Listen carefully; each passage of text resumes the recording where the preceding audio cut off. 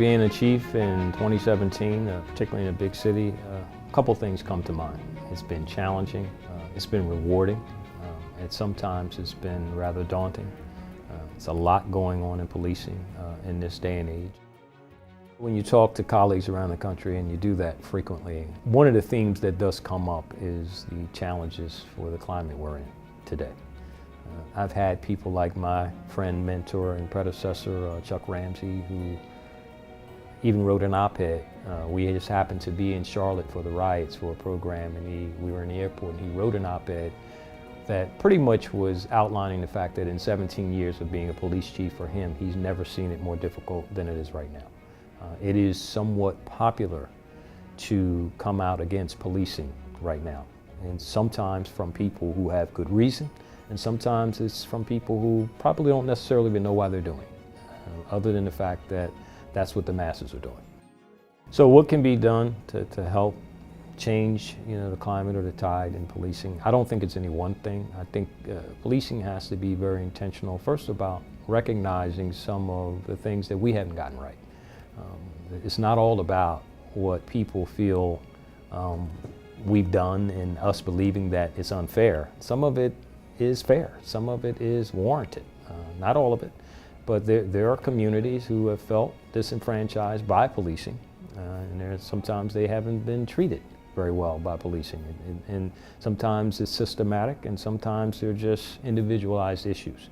But what we have to do is work together with our communities, because ultimately that's who we're there to serve. Right? We don't exist to serve ourselves. We have a duty and obligation to protect and serve. And so what we have to do is build partnerships, which is what most of us try very, very hard to do. And it's not easy, and in some neighborhoods it's block by block.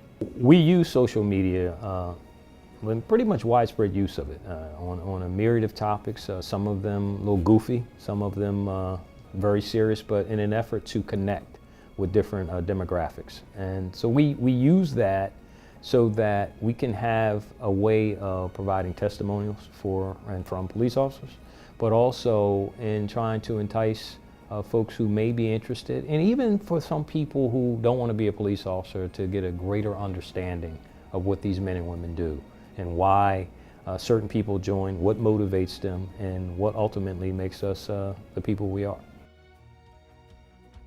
Looking forward to hosting IACP in 2017. Welcome them back. Been here a couple years ago, we're here a couple years ago, and it's always great for the city, what it has to offer. My message to the attendees is get out beyond the conference, enjoy yourself.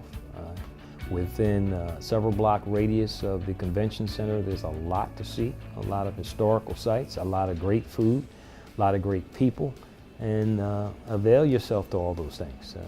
If you've been here before but never had an opportunity to do that, do so this time. And if you've never been before, this is a great opportunity to see a great city. Things like the Rocky statue, art museum, the list goes on and on and on. But make sure you get a cheesesteak while you're here, at least one.